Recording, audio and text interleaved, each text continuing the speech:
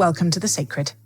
My name is Elizabeth Oldfield, and this is a podcast about the deep values of the people shaping our common life. But today is a reflection episode. Every few months, I like to listen back or look back at the conversations that we've been having.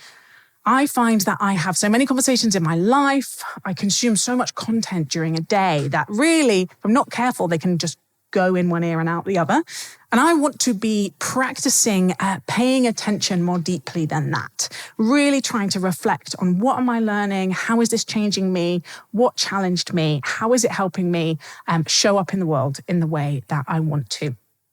And so hopefully it will be interesting for you to listen in to my reflections on our last chunk of episodes. And I'd really love to hear yours. So please do share them in the comments. We love hearing from our listeners. You guys often have such interesting and intelligent and thought-provoking perspectives. So probably three themes that really stood out for me. And the first one was really provoked by interviewing Caitlin Moran. We had a wonderful live event and I met some of you there and that was a real joy. And Caitlin is known for writing about men and women. It's one of the things that she writes about a lot in her most recent book's called What About Men? And so both in her interview and speaking to our outgoing producer, Dan, and in speaking to poet Joshua Luke Smith, this question of gender, of men and women and that divide, that's at least one way you can frame it. That definite difference, although even that is contested, is one of the themes that's really come through this series. And as we were kind of preparing for the Caitlin Moran event, I felt really nervous. I was like, gosh, this is both one of the sort of most enduringly evergreen topics that people find interesting, presumably because for most of us, it's live and relevant in our lives, but also one of the topics that it is really easy to offend people, to feel hurt, to have really different conclusions actually about what men and women are like, about what sex and gender even is, about whether those categories are in helpful in any way or how much they're a given in our lives. And so I was so grateful to have three conversations with people prepared to try and navigate those topics with some humility, actually, and some care and some acknowledgement of all that we don't know, but really with an approach that felt like a lot closer to what I'm looking for, which is a way of thinking about these things that is not zero sum, that is not competitive, that is not from this kind of scarcity mindset where it's like if you are empowered or you flourish, that is taking something away from me, right? That there's a finite amount of esteem or status or money or comfort in the world. And when someone else gets some, I necessarily feel threatened or I necessarily lose it. It feels so hardwired in the human brain of wanting to go into these really simple binaries of like, good, bad, better, worse. And instead, I'm really wanting to move towards the acknowledgement of our interdependence, of the fact that not just around gender, around lots of these things that are difficult to talk about, we do have very, very different lived experiences, right? Our stories are radically different and they shape us and they leave marks on us and they make some things feel possible and some things feel impossible. And understanding the particularity of our experiences and our stories, including the way that sex and gender have shaped us in our lives, is really, really important. But that when we get into this desire for there to be someone or a group to blame, or an ism to blame, and often these terms start off as like really helpful explanatory power, and then they lose their grip, right? Feminism is to blame. When you type it, I was searching for something the other day around feminism. I can't even remember what it was. It might have been in research. But the second Google result for feminism is cancer, where I was searching in the world. But also the patriarchy. The patriarchy can be a really helpful explanatory concept for understanding history. But when it gets to everything is the fault of the patriarchy, and then that becomes heard as everything is the fault of men, not sure it's that helpful for us knowing how to live together in our interdependence. And I really am longing for us to do the both and thing of both these categories are relevant and helpful, but also there's lots of ways in which they're not, and also lots of things we have in common, and our sex or gender can be only one element that shapes our life. And that we need to communicate and listen to the ways that we as individuals and as groups have felt hurt or dismissed or actively oppressed, and try and listen to that without going into defensive mode, which is so hard. And as if we're someone who feels like we have those stories to share, to resist that contempt response, because it just shuts everything down. And I felt like we got there in various interviews, and it's helping me train my brain to be able to tolerate nuance and complexity, because I really do want a nice, neat black and white story where someone's the baddie and someone's the goodie, and ideally I'm the goodie. That is a very deep fact of human psychology, right? We have these two very strong motivators, and advertisers know this. All the social science indicates that our two of our biggest motivators are to feel like a good person and to be right. We will look so strongly for confirmatory evidence of the thing we already think. If you listen to an episode and something really lingers with you, it's highly likely that it's the thing they said that you went, I agree. I knew I was right all along. That is we desperately want to be confirmed in our beliefs because it's really destabilizing encountering new information or changing our minds. And particularly around gender, I'm trying so hard to resist the desire to protect my identity as a good person. And to always have to be right, but instead listen. It's really hard. And the second theme, which is really more of a context than explicitly coming out in lots of the interviews, was the state of the world. It's probably always the context we're operating in. It's certainly been the context in the background since we launched in 2017, but the sense of the polycrisis or the meta-crisis or just the pressures on democracy and the climate and the healthcare system and the economy and the work market, the fact that lots of the systems and structures that we have built, at least in kind of where I stand in Britain, to sustain us, to make our lives possible, are on a trajectory towards unraveling.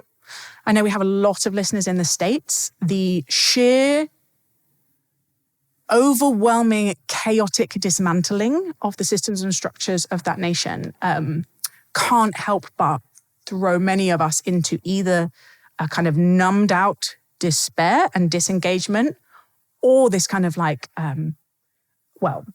possible denial. I think we're at the stage where it's hard to deny. It's hard to deny the state of the world. We can try and ignore it, but it's hard to deny it. And I've learned quite a lot from Alex Evans, who runs Larger Us, who I do some work with. And he really talks about paying attention to this psychological climate. I might call it the spiritual landscape. What is going on with us collectively? When this destabilized and this threatened, we will all be carrying a huge amount of fight or flight in our bodies. I can feel it, right? I'm having to root myself down deep in my practices to find any kind of internal steadiness. And what it does is it makes it really easy to disconnect from each other, because when we're in fight or flight, it's really hard to find empathy and curiosity. That bit of us that wants to be right and to feel like a good person is on steroids. Our homophily, our people like me syndrome, our wanting to be around people that remind us of ourselves and who agree with us just goes right up, and it makes it really hard.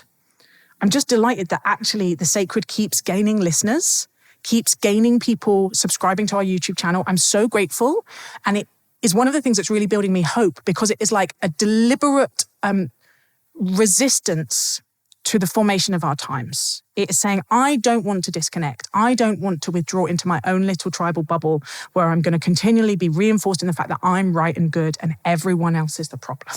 Everyone else is a monster if we allow ourselves to get there. And it's why I feel more and more committed to these practices more broadly in my life, not just in this podcast, that when I can approach people who are different from me or who disagree with me and not attack, not go into challenge mode immediately, but also not withdraw and just try and avoid them at all costs, but ask the next question. Wow, that's not how I'm reading that news event at all. I'd be really interested to know how you got there. Could you explain to me more about that position that you hold?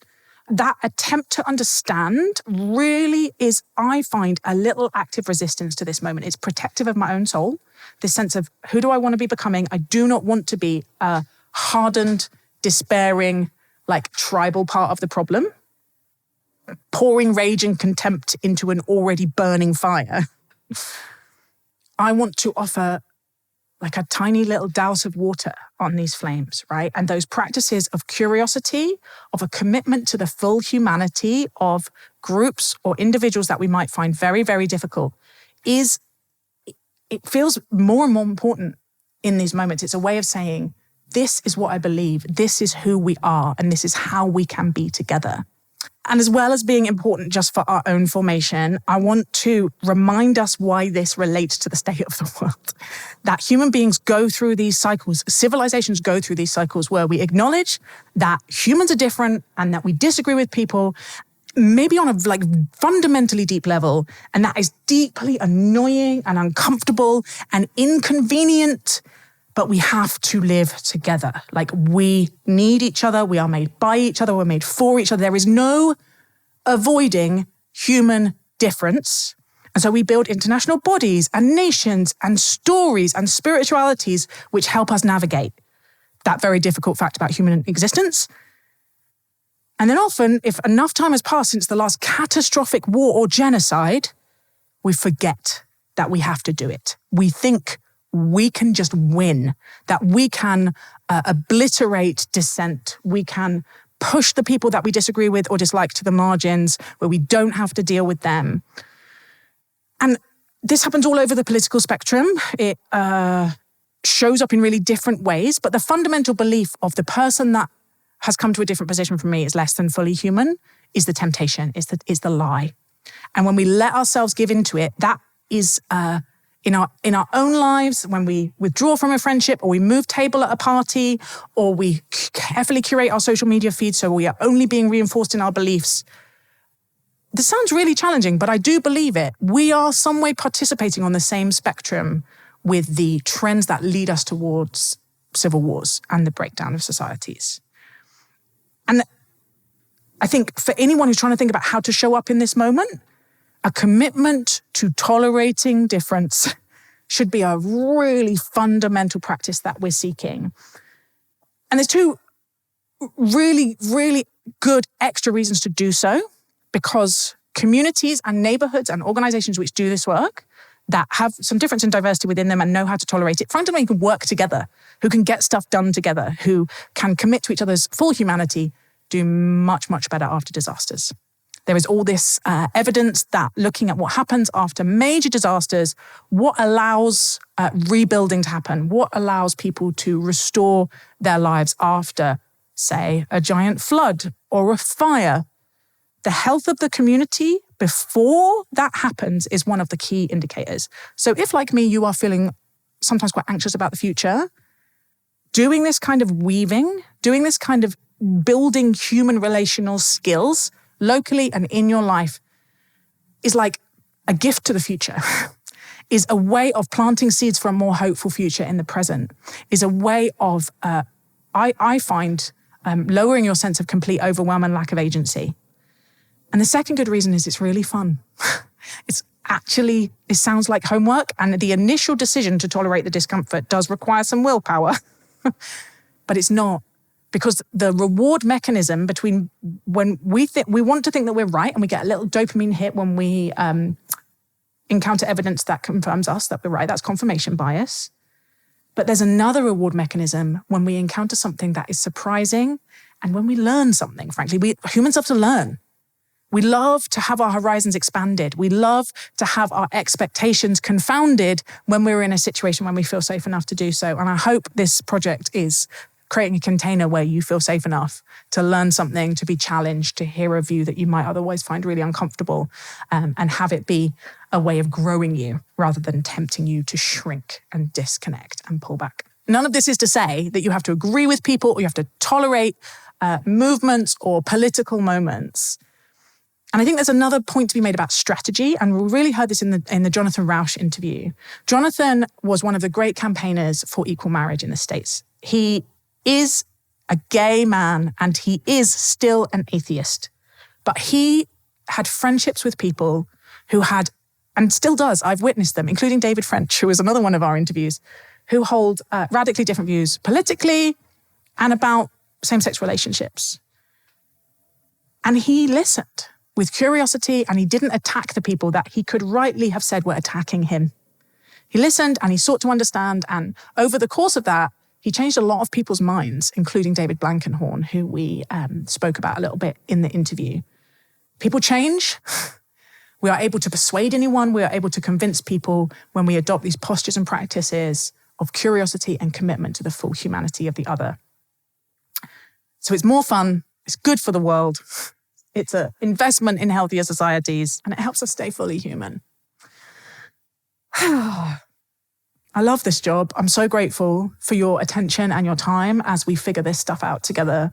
I don't take for granted the ability to do this. The third thing I just wanted to say was about the state of the church, and this won't be relevant to all of you, but you may be coming from a different religious traditions that's figuring out what they can provide in this moment, or you might be an atheist who's like, what is going on with this spike in interest in Christianity? This seems weird.